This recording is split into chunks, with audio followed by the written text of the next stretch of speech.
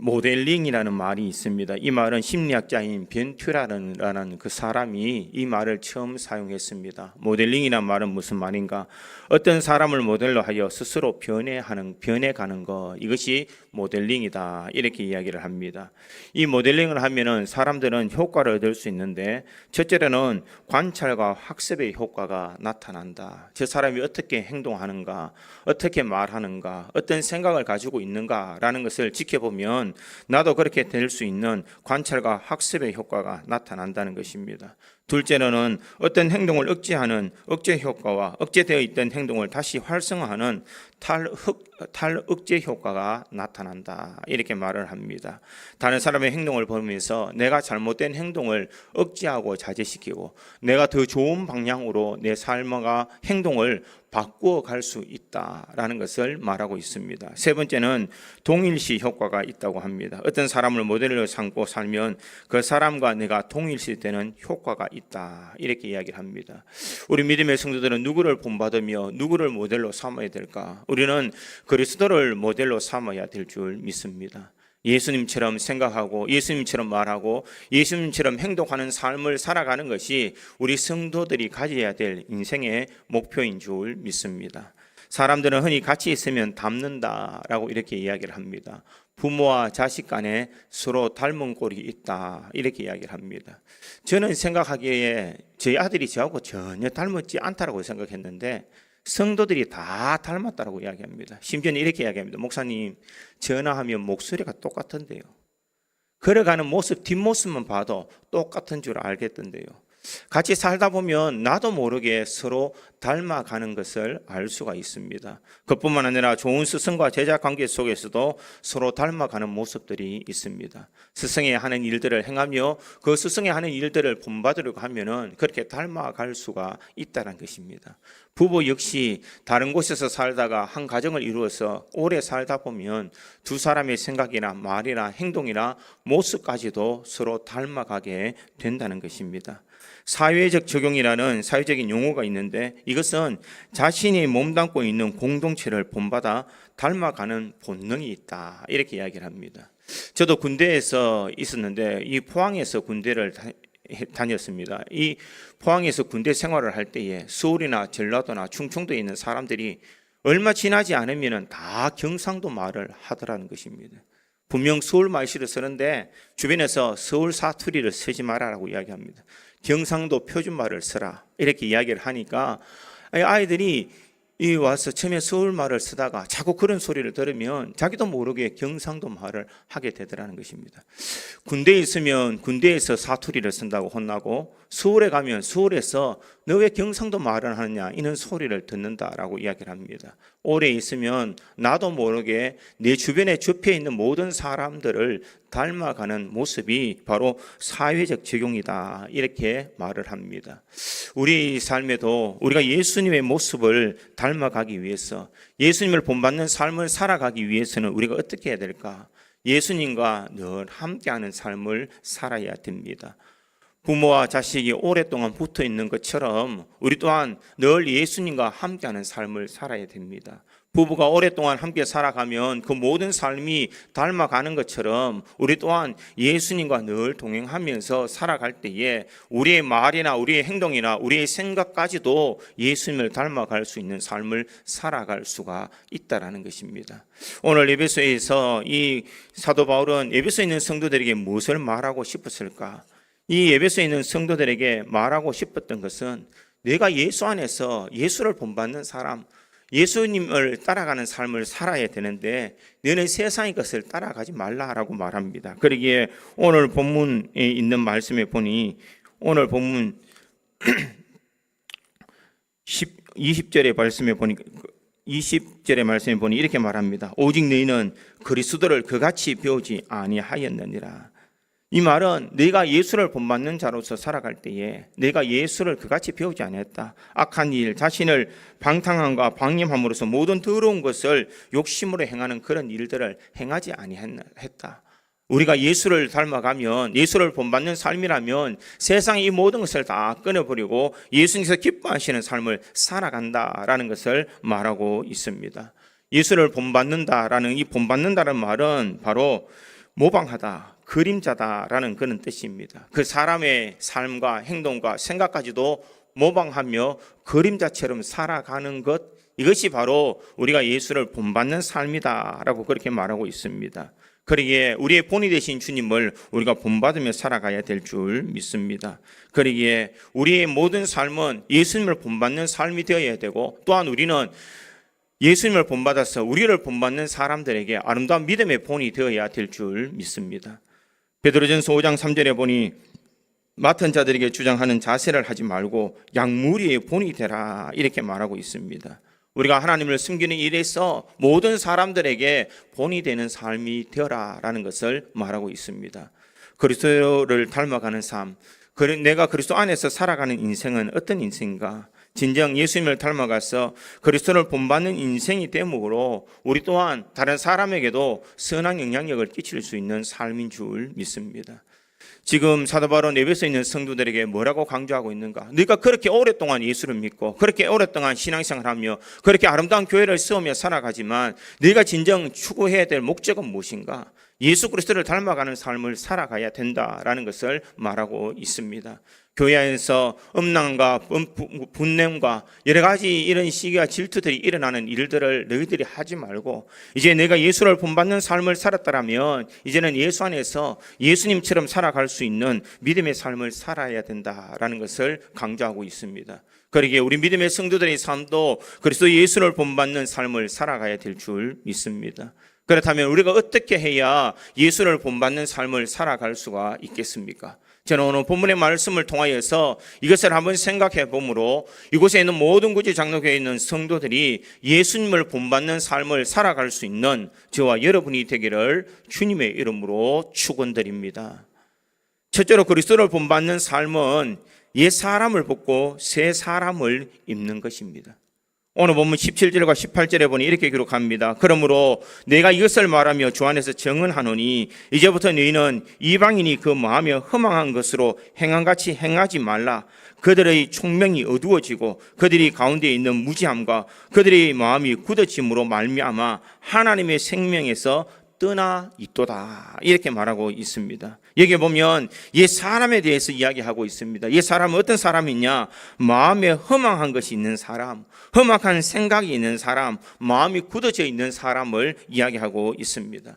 마음이 완고하여 있어서 어떤 말을 하든지 그 말씀을 마음에 되새기지 않는 사람을 이야기하고 있습니다.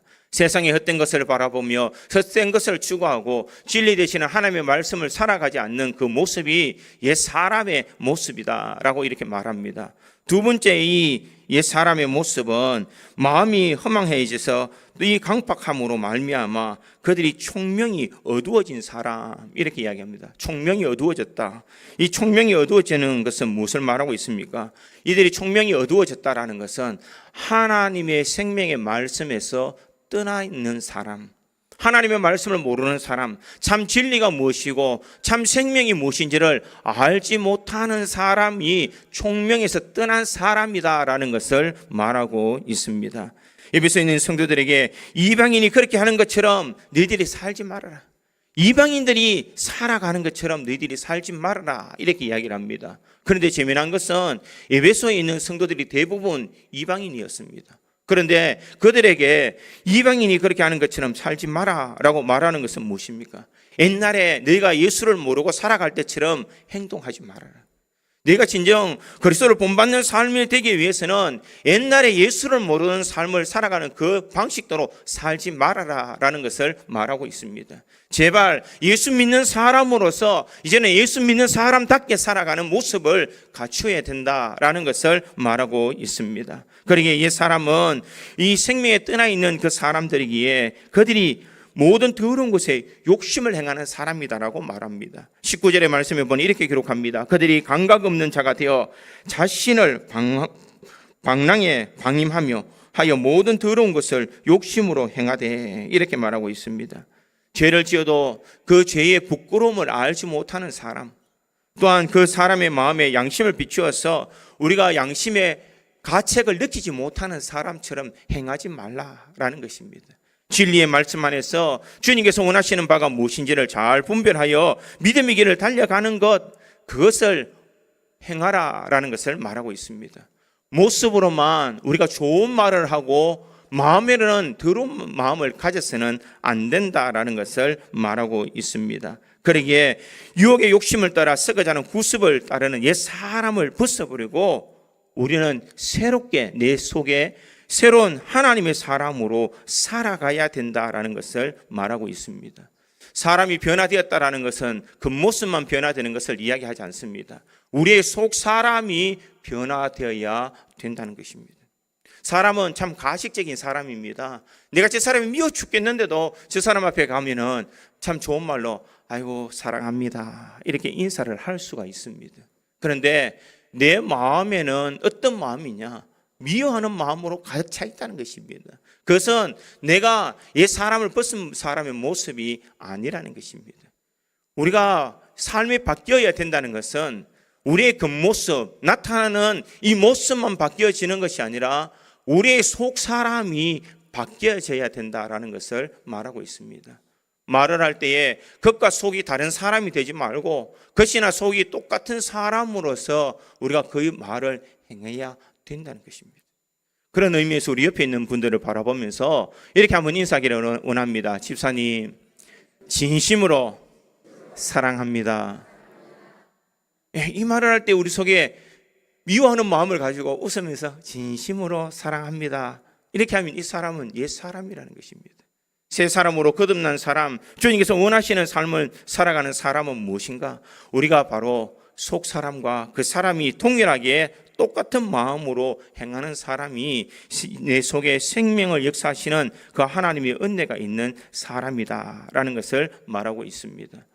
22절에 보니 너희는 유혹의 욕심을 따라 썩어져가는 구습을 따르는 옛사람을 벗어버리고 이렇게 이야기합니다. 옛사람을 벗어버리라 라고 말하고 있는데 세번역 성경에는 이것을 어떻게 번역하느냐 하면 지난날의 생활 방식대로 허망한 욕정을 따라 살다가 썩어 없어질 그 옛사람을 벗어버리라 이렇게 말하고 있습니다. 옛날에 지난날의 생활 방식을 다 벗어버리고 이제는 예수님을 본받는 삶이 되어서 예수님처럼 말하고 예수님처럼 행동하고 예수님처럼 생각하는 삶을 살아가는 것이 바로 옛사람을 벗어버리고 새 사람을 입는 그리스도를 본받는 삶을 살아가는 모습이다라는 것을 말하고 있습니다.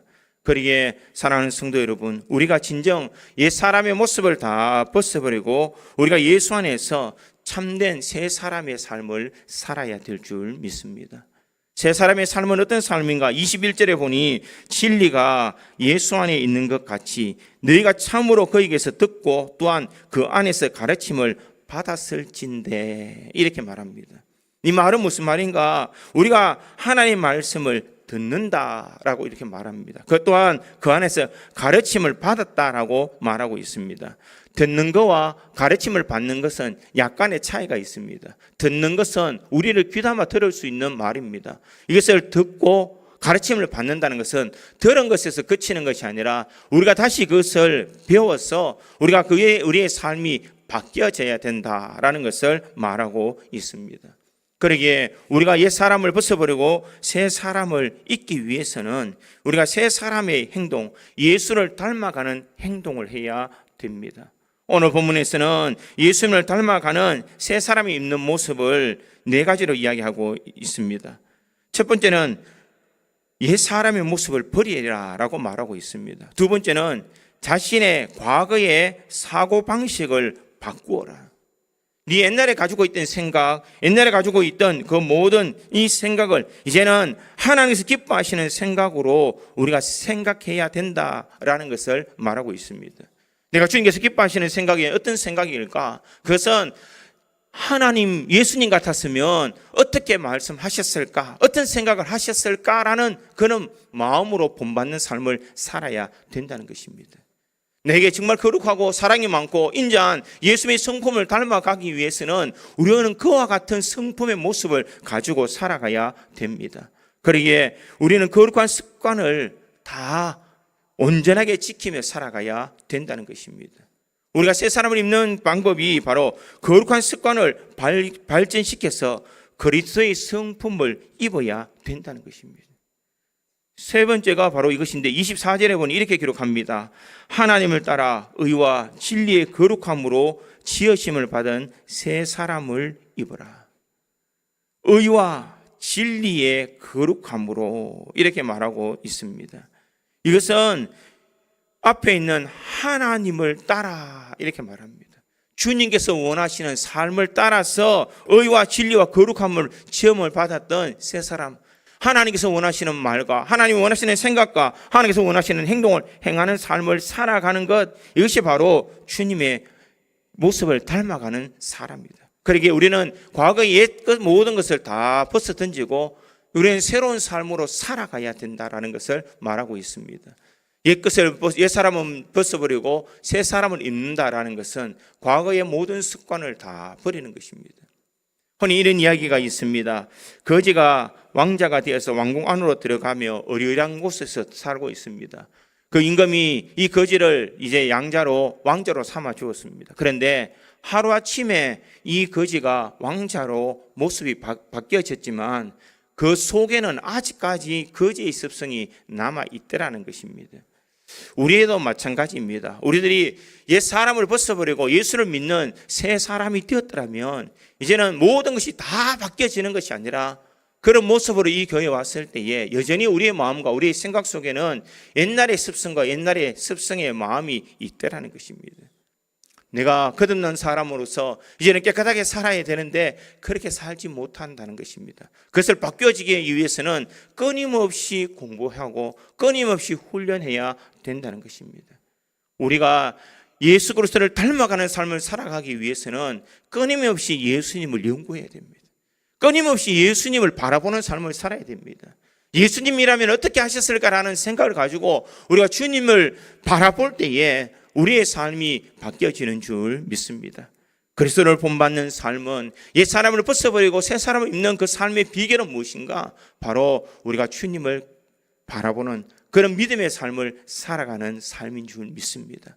우리 구제 장로교에 있는 모든 성도들이 주님을 바라보는 새로운 신분으로 살아갔던 우리의 삶이 온전히 거듭날 수 있는 삶을 살아가기 위해서 우리는 예수님을 바라보며 예수님처럼 생각하고 예수님처럼 행함으로써 그리스도를 온전히 본받는 옛 사람을 벗어버리고 새 사람을 입는 우리 모든 성도들이 되기를 주님의 이름으로 축원드립니다.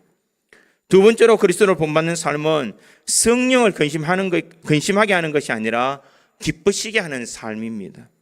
에베소 교인들에게 옛 사람을 벗어버리고 새 사람을 입어라 라고 말한 이유가 어디 있습니까? 그것은 성령이 싫어하는 일들을 행하지 말라라는 것입니다. 이제는 성령이 행함으로써 성령을 근심하게 하는 일을 벗어버리고 성령께서 기뻐하시는 일들을 행하라라는 것을 말하고 있습니다. 이것은 무엇을 말하고 있을까? 너희가 생활에 변화가 있는 삶이 살아라.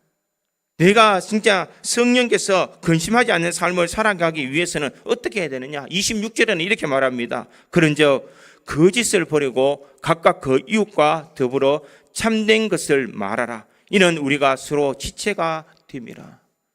여기에서 성령을 근심하게 하는 일은 거짓을 말하는 것이 성령을 근심하게 하는 일입니다. 그런데 성령을 기쁘시게 하는 말은 그 이웃과 더불어 참된 것을 말하는 것이다 라는 것을 말하고 있습니다. 우리 예수를 믿는 사람이 우리가 입만 열면 거짓말을 한다면 그것은 성령을 근심하게 하는 일이다라는 것입니다. 어떤 말이든지 진실을 말하고 거짓 없는 삶을 살아가는 것이 참 중요하다. 그 사람이 바로 성령을 기쁘시게 하는 삶을 살아가는 삶이다라는 것을 말하고 있습니다. 우리 일상에 습관이 되어버린 거짓말은 없습니까? 이 습관이 되어버린 거짓말도 우리들이 하지 말아야 된다는 것입니다. 그래야만 성령을 근심하지 않는 성령께서 기뻐하시는 일을 할 수가 있습니다. 또한 성령이 근심하지 말고 기뻐할 수 있는 일은 무엇이냐? 26절과 27절에는 이렇게 말합니다. 분을 내어도 죄를 짓지 말며 해가 지도록 분을 품지 말고 마귀에게 틈을 주지 말라. 이렇게 말합니다. 분을 내도 죄를 짓지 말며 이렇게 이야기합니다. 여러분, 분을 내고 화가 나는데 죄를 안 지을 사람이 과연 몇 명 있겠습니까? 화가 나면 다 쓴소리를 하고 다른 사람의 상처를 주기도 하고 또 과격한 행동을 하기도 한다는 것입니다. 그런데 여기에서 분을 내도 죄를 짓지 말며, 이것은 어떤 분을 이야기하고 있느냐? 의분을 이야기하고 있습니다. 옳은 곳에는 너희가 화를 내야 된다. 그렇다면 그것은 죄를 짓는 것이 아니다라는 것을 말하고 있습니다.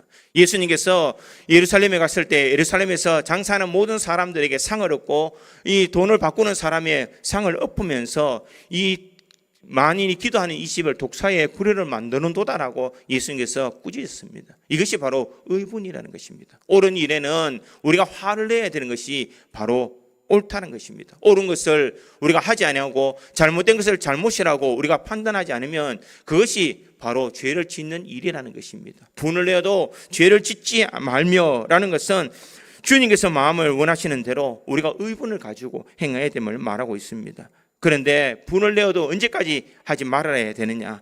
해가 지도록 분을 품지 말고 마귀에게 틈을 주지 말라, 이렇게 이야기합니다.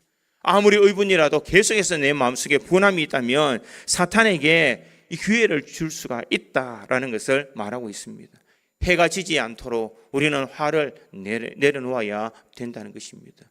분한, 아무리 큰 좋은 뜻을 가지고 있어도 이 분을 내어도 우리가 그것을 해가 지지 않는 그때에 이 분을 다 내려놓아야 된다는 것입니다.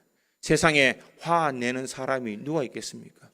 밖에서 보면은 정말 평생 화를 안 내는 것처럼 보여도 집에 가면 다 화를 냅니다. 아무리 선하게 보여도 화 안 내는 사람이 누가 있겠습니까? 그러나 그것이 해가 질 때까지는 품지 말아야 된다는 것입니다. 그래야 이 사탄의 틈을 주지 아니할 수가 있다는 것입니다. 또한 우리가 성령을 근심하게 하지 말고 기쁘게 하는 방법을 26절에는 이렇게 말합니다. 도둑질하는 자는 다시 도둑질하지 말고 돌이켜 가난한 자에게 구제할 수 있도록 자기 손으로 수고하여 선한 일을 하라, 이렇게 말합니다. 성령을 근심하게 하는 것은 도둑질하는 자, 도둑질하는 것을 말하고 있습니다. 그런데 성령이 기뻐하시는 일은 무엇이냐? 돌이켜 가난한 자에게 구제할 수 있도록 자기 손으로 수고하여 선한 일을 하라라고 말하고 있습니다. 도둑질하여 다른 사람에게 피해를 주는 이 모든 일은 성령을 통하여서 근심하게 하는 일이라는 것입니다. 그러기에 네가 네 손으로 수고하여서 가난한 사람들을 도와주라. 이것은 성령께서 기뻐하시는 일이다라는 것을 말하고 있습니다. 그러기에 믿음의 성도는 어떻게 살아가야 될까? 우리가 선한 양심을 가지고 우리가 선한 일을 통하여서 선한 결실을 맺고 가난한 사람들을 도와주는 것이 우리 믿음의 성도들이 행해야 될 모습이라는 것입니다.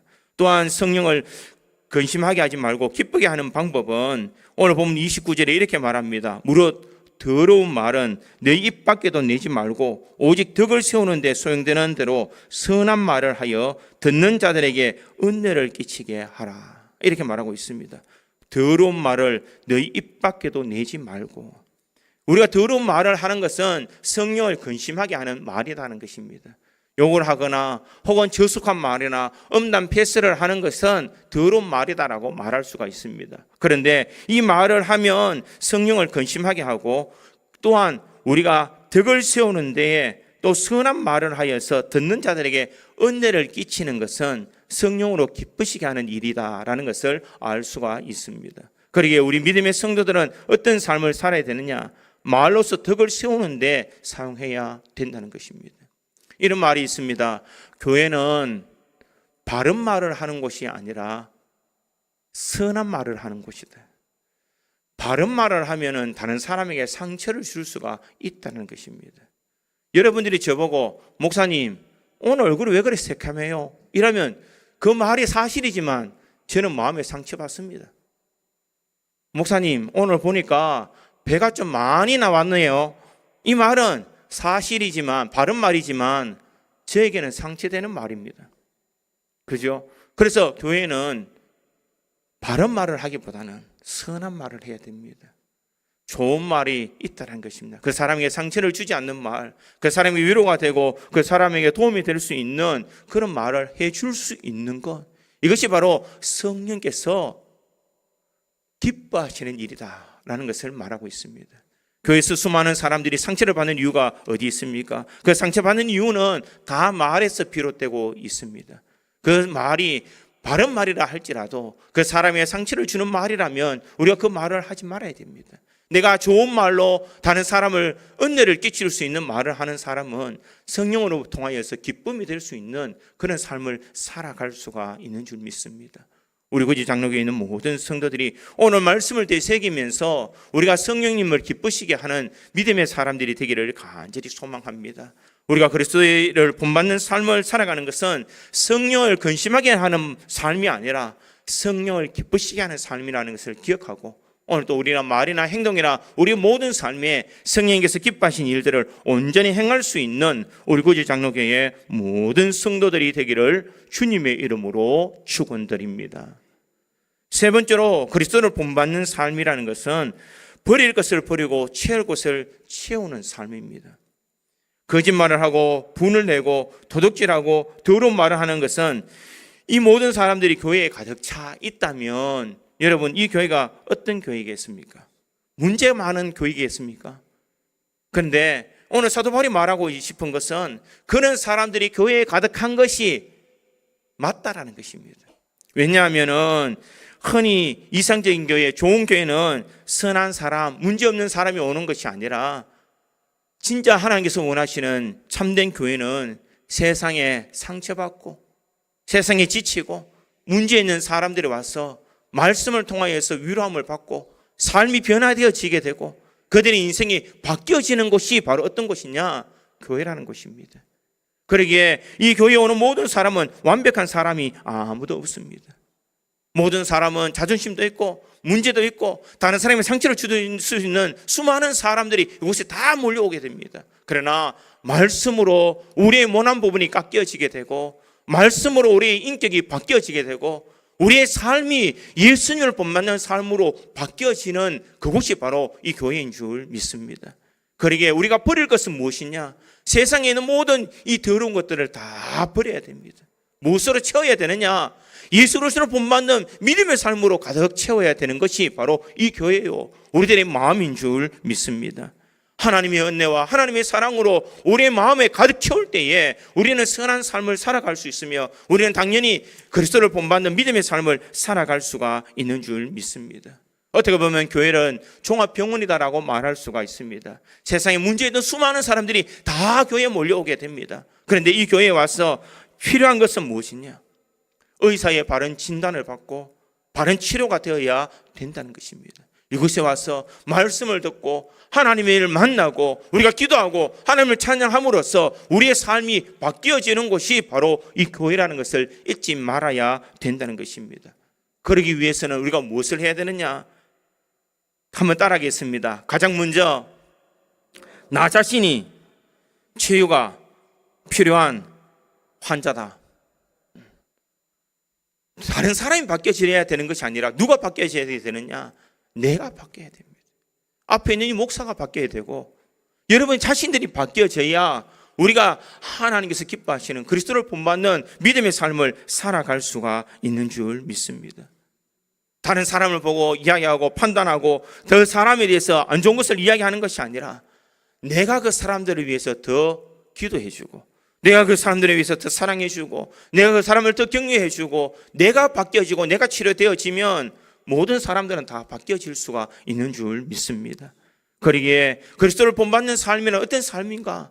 버릴 것을 버리고 채울 것을 채울 수 있는 사람이라는 것입니다. 그러기에 오늘 본문 31절과 32절에는 이렇게 기록합니다. 31절과 2절에 보니 너희는 모든 악독과 노함과 분냄과 떠드는 것과 비방하는 것을 모든 악의와 함께 버리고 서로 친절하게 하며 불쌍히 여기며 서로 용서하기를 하나님이 그리스도 안에서 너희를 용서한 같이 하라.